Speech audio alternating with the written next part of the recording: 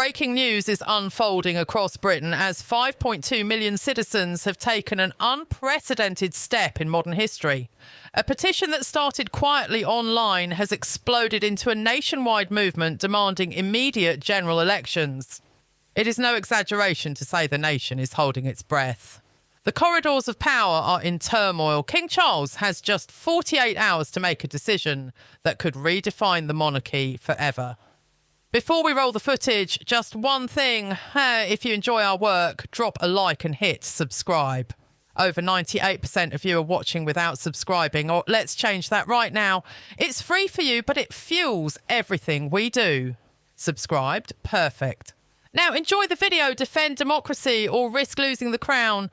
This is not speculation. It is happening now as ministers scramble.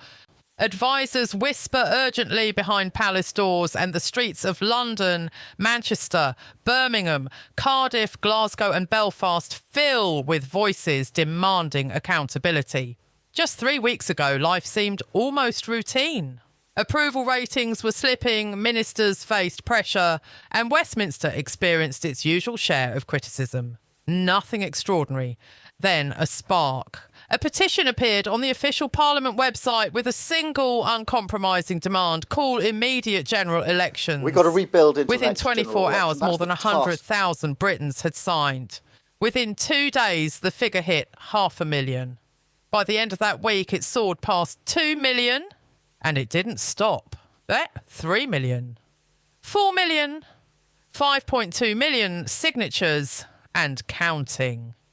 The combined populations of Scotland and Wales are smaller than the number of people demanding change.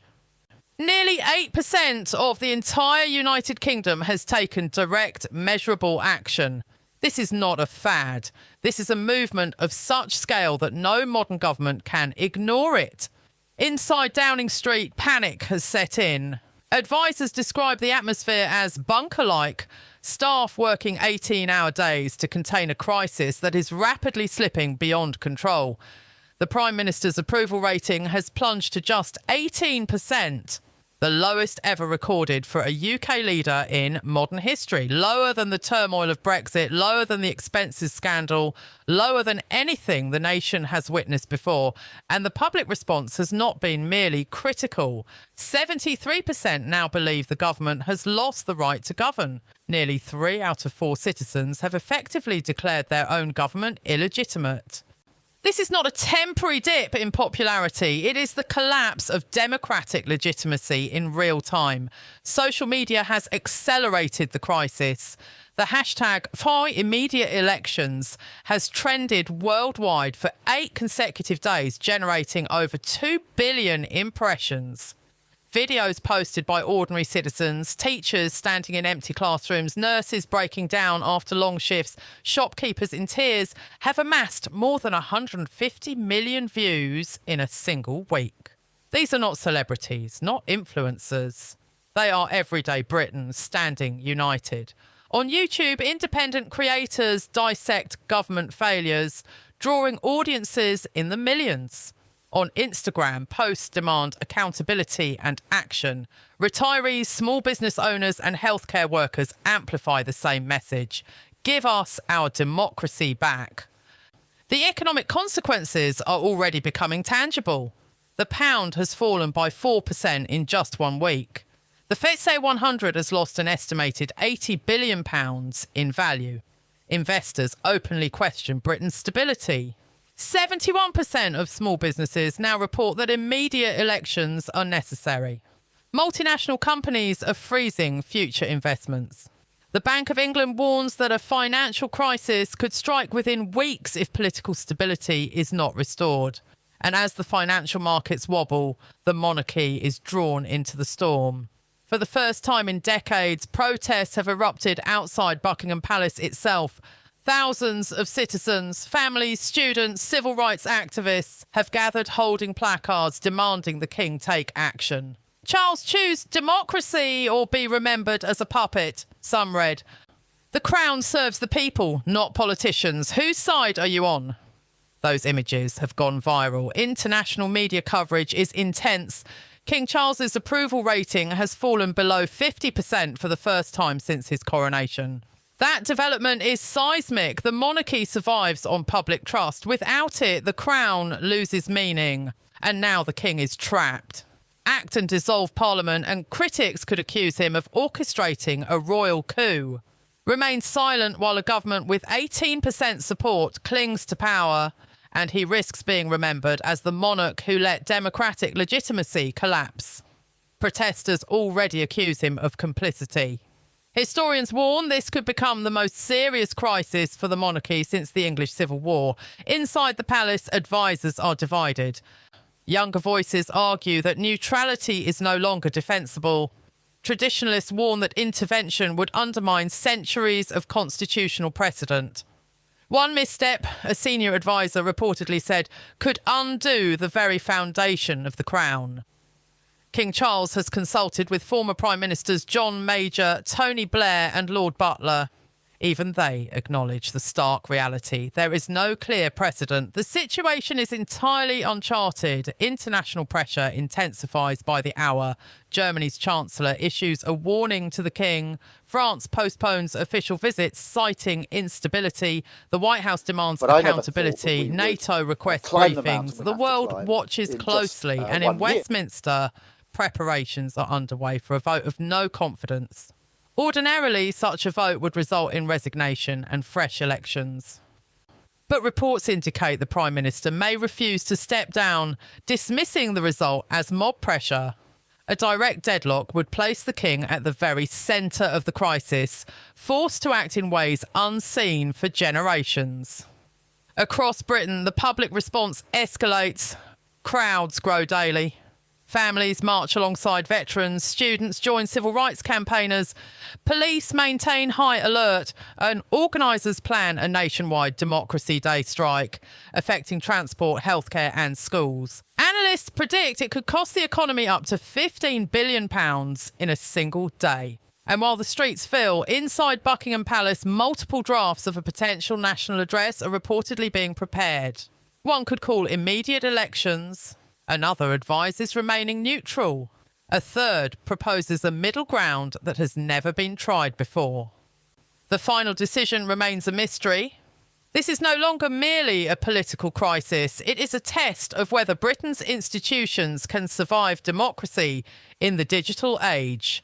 Can the monarchy and democratic legitimacy coexist when public trust fractures so visibly? King Charles spent decades preparing to wear the crown, yet nothing could have prepared him for this moment. His decision will define his reign, shape the monarchy and potentially alter the course of British democracy itself. The next 48 hours could reshape the country in ways historians will debate for generations. Speculation is everywhere. Political analysts debate the King's choices. Historians study the unprecedented nature of the crisis. Citizens brace themselves for the consequences of a single royal decision. Newspapers publish urgent editorials. Social media explodes with predictions. Every second matters. Every gesture, every word, every decision could tip the balance between peaceful transition, constitutional chaos, or long-term erosion of public trust in institutions that have endured for centuries. Meanwhile, ordinary Britons continue to make their voices heard. Online petitions climb higher by the hour. Videos go viral. Hashtags dominate global trends. The energy is unmistakable. This is a people-driven movement unlike anything seen in modern British history, demonstrating how digital connection can reshape democracy in real time. Economists warn that markets remain fragile, businesses uneasy, and the nation's economic stability balanced on a knife edge. Inside Buckingham Palace, tension peaks. King Charles consults quietly with advisers, weighing legal precedent, constitutional duty, and the moral responsibility of safeguarding democratic legitimacy. Each option carries profound risk. Acting decisively could be framed as political interference. Remaining silent could allow a government with almost no support to cling to power, and the clock is relentless. Just 48 hours separate stability from chaos. Across the country, schools, hospitals and businesses brace for possible strikes and disruption. Citizens united by concern and hope prepare to demand accountability from both government and Crown. The era of passive governance, many argue, is over. International attention is unwavering. Allies, rivals, global media, everyone waits. King Charles's decision will not only shape British history, it could set precedent for constitutional monarchies worldwide in the digital age. This moment is historic. Streets hum with anticipation. Hashtags flash across screens in every time zone. Journalists scramble to verify leaks from Downing Street. Analysts crunch numbers on approval ratings, petitions and polls. Academics debate whether centuries-old constitutional norms can survive the speed of modern mass mobilisation. Economists model the consequences of political inaction on markets, investment and currency. And every citizen watching at home, every nurse, teacher, shopkeeper and retiree knows the power of their collective voice has never been greater. For the King, there is no safe path. To intervene could be branded as overreach, risking the neutrality that defines the monarchy. To do nothing risks letting the government collapse, along with centuries of trust. And we go into that every palace advisor, legal expert and former statesman acknowledges the same uncomfortable truth. This is uncharted territory. There is no manual. There is no precedent. Only choices, each with consequences that could reverberate for generations. The public mood intensifies. Crowds chant outside the palace gates. Families hold banners. Videos of young people in the streets go viral. Teachers post emotional appeals from empty classrooms. Nurses document long shifts and exhausted wards. Shopkeepers share their fears for the economy and local jobs. Every platform, every medium amplifies the same message. Act now or democracy itself risks collapse. The pressure is global. International leaders track every move. Economists warn that continued instability could trigger the first financial shockwave since the 2008 crisis. Investors shift billions, businesses freeze plans, and analysts warn of economic paralysis. Inside Downing Street, panic has metastasised. Ministers operate in shifts, staff work around the clock. Strategies to calm the public and stabilise markets are drafted, revised and discarded in rapid succession. Every advisor knows the stakes. Every memo underscores a single truth. The government no longer holds legitimacy. Every plan acknowledges the same uncomfortable fact. It is only a matter of time before the monarchy becomes the arbiter of the crisis. King Charles's advisers continue to draft speeches. One stresses the urgency of elections. Another advises calm neutrality. A third proposes a careful balance, preserving stability while signalling concern. No decision has been made. The nation waits. The world waits. Every broadcast, every tweet, every trending hashtag becomes part of the pressure. And as the hours tick down, the significance of this moment grows. Never before has a British monarch faced such an immediate and visible test of legitimacy. Never before has digital mobilisation created such rapid, large-scale political pressure. As the sun rises over London, Manchester, Birmingham, Cardiff, Glasgow and Belfast, crowds continue to swell. Social media amplifies their voices globally. International news outlets cover protests live. Economists warn of market shocks. Political scientists warn of constitutional crisis. Legal experts outline possible courses, none without risk. Historians whisper comparisons to events not seen since the English Civil War. And inside Buckingham Palace, King Charles continues to weigh the impossible. In just 48 hours, decisions will be made. Will the monarchy step forward to safeguard democratic legitimacy? Will it remain neutral, watching as public trust in government erodes? Or will a new, unprecedented path be charted, blending intervention with caution, redefining the relationship between crown and country for centuries to come? The answer remains unknown. This is Britain on the edge. This is history in motion. Every signature, every chant, every online video adds pressure. Every second matters. The next 48 hours will determine not only the future of the monarchy, but the fate of democratic legitimacy in the United Kingdom itself. And as King Charles contemplates his choice, the world watches. The question lingers in every home, on every screen, across every platform. Will he act, and if so, how?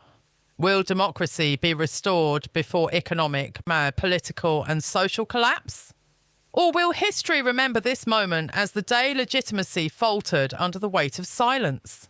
The clock ticks.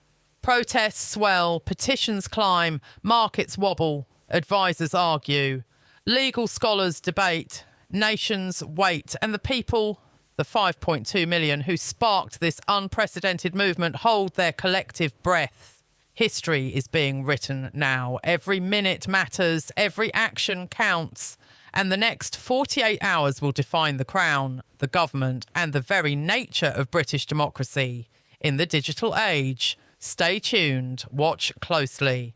The decision is coming, and when it does, nothing will ever be the same. Will the monarchy preserve legitimacy, or will history record inaction? Will citizens reclaim their voice, or will government power prevail? And most importantly, what does this mean for the future of democracy itself? Subscribe now and follow every update, because what happens next will be remembered for centuries.